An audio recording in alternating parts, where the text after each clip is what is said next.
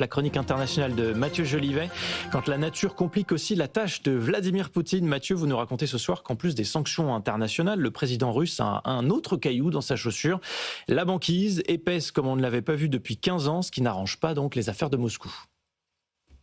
Oui, la Russie fait face à un ennemi inattendu, il s'agit de la glace.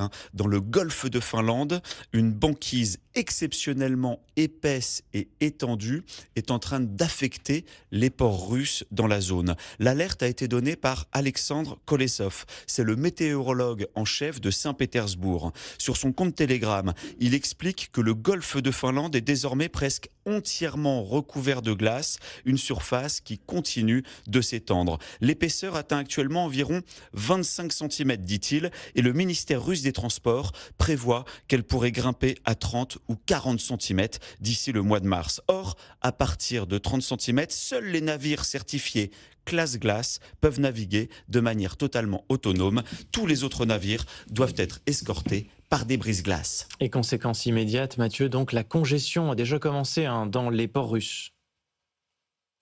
Oui, d'ailleurs, les ports russes stratégiques de Primorsk et de Vysotsk sont placés en alerte maximale. Sur leur site, les autorités portuaires expliquent qu'à partir du 1er mars, tous les navires non homologués classe glace doivent s'attendre à être immobilisés. Face à cette situation, la flotte russe de brise-glace est mobilisée, mais elle est insuffisante.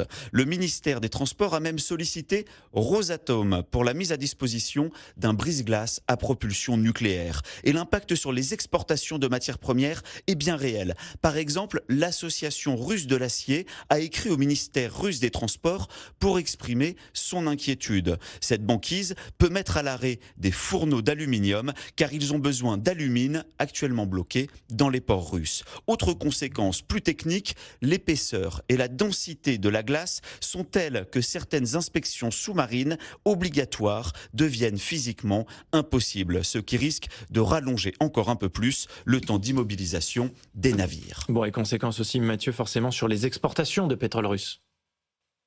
Oui, le golfe de Finlande concentre à lui seul 40% des exportations de pétrole russe par voie maritime. Le port de Primorsk a vu ses exportations chuter à 490 000 barils par jour durant la première quinzaine du mois de février. C'est 30% de moins que l'année dernière et 50% de moins qu'en 2024. Une situation inédite depuis février 2010, donc depuis plus de 15 ans. À l'époque, plus de 100 navires étaient bloqués dans les ports russes dans l'attente de brise-glace pour dégager les voies maritimes. La chronique internationale tous les soirs avec vous, Mathieu Jolivet, retrouvé aussi sur le site de BFM Business.